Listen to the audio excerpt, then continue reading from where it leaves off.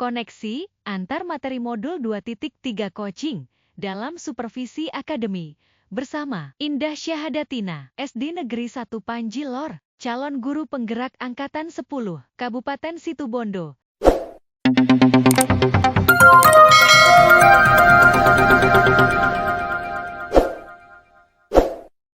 Kelas 203B, Fasilitator Bapak Puji Nugraha dan pengajar praktek Ibu Yulindawati, serta calon guru penggerak, Ibu Indah Syahadatina.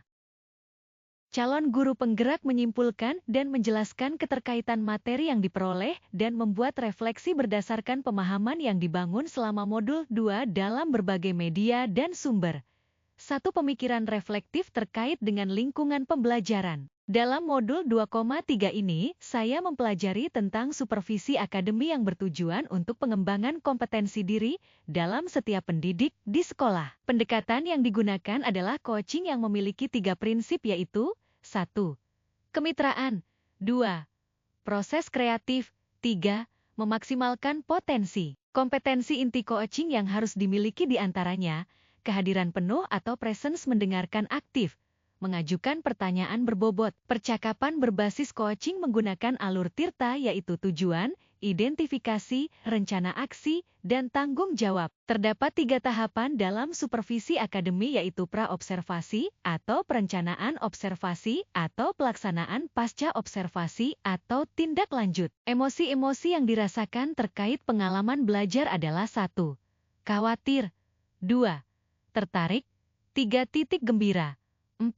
Optimis. Apa yang sudah berkaitan dengan keterlibatan diri dalam proses belajar, yaitu saya mampu berkolaborasi dengan rekan sesama CGP saat mempraktikkan proses coaching menggunakan alur tirta dan sesuai dengan prinsip coaching dalam ruang kolaborasi dan demonstrasi kontekstual baik berperan sebagai coach maupun sebagai pengamatan observasi. Apa yang perlu diperbaiki terkait dengan keterlibatan diri dalam proses belajar? Yang perlu diperbaiki adalah kemampuan dalam mengajukan pertanyaan berbobot agar dapat menggali informasi permasalahan pada diri coach sehingga dapat menemukan solusi atas permasalahan yang dihadapi. Keterkaitan terhadap kompetensi dan kematangan diri pribadi sebagai berikut. Setelah saya mempelajari modul 2.3 tentang coaching dalam supervisi akademi, kompetensi saya mulai berkembang ditandai dengan mampu mempraktikkan proses coaching menggunakan alur tirta baik sebagai coach maupun pengamat. Saat saya mempraktikkan proses coaching,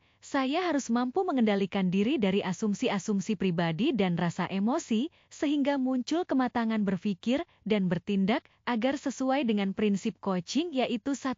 Kemitraan 2. Proses kreatif 3. Memaksimalkan potensi 2. Analisis untuk implementasi dalam konteks CGP. Memunculkan pertanyaan kritis yang berhubungan dengan konsep materi dan menggalinya lebih jauh.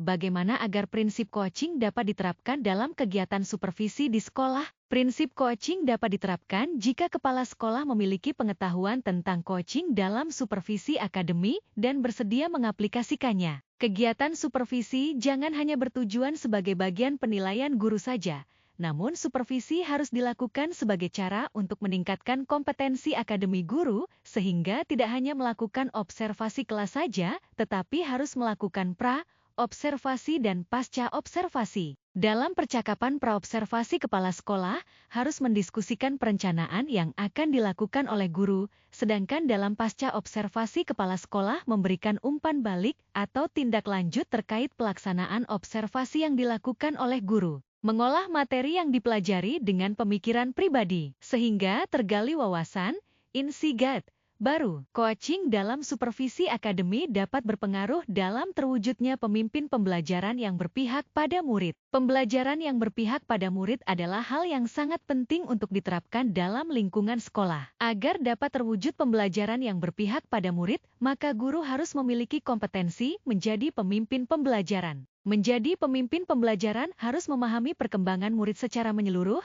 tidak hanya aspek kognitif saja namun juga harus memahami karakter dan sosial emosional murid. Dengan demikian tujuan coaching dalam supervisi akademi untuk mengembangkan kompetensi guru agar dapat meningkatkan kinerja dan terwujudnya pembelajaran yang berpihak pada murid. Menganalisis tantangan yang sesuai dengan konteks asal calon guru penggerak, baik di sekolah maupun daerah. Tantangan terberat adalah menyeragamkan pemahaman tentang coaching dalam supervisi akademik kepada komunitas sekolah. Supervisi akademik hanya dijadikan sebagai penilaian rutin kepala sekolah kepada guru saja. Seharusnya dapat dijadikan sebagai pedoman untuk meningkatkan kompetensi guru, memunculkan alternatif solusi terhadap tantangan yang diidentifikasi, yaitu alternatif solusi yang dapat dilakukan adalah melakukan sosialisasi kepada seluruh komunitas sekolah saat kegiatan rapat guru agar terjadi penyeragaman persepsi tentang makna supervisi akademik. Solusi selanjutnya adalah dengan memberikan contoh praktik coaching dalam supervisi akademik melalui berbagai media informasi digital yang dapat diakses oleh seluruh komunitas sekolah.